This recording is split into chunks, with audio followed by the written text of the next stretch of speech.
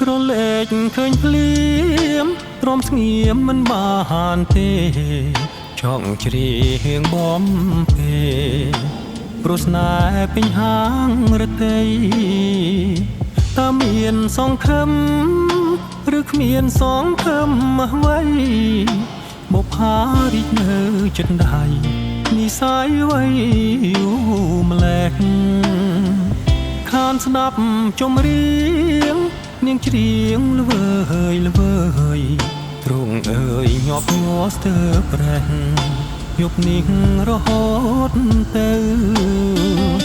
ពពកជញ្ជូនមិនអស់ក្តីសោកមកសៅសមុទ្ររលកបោកទៅដូចលឿនហៅថាបងបងឃើញភ្លៀមហាងដូចមានកម្ម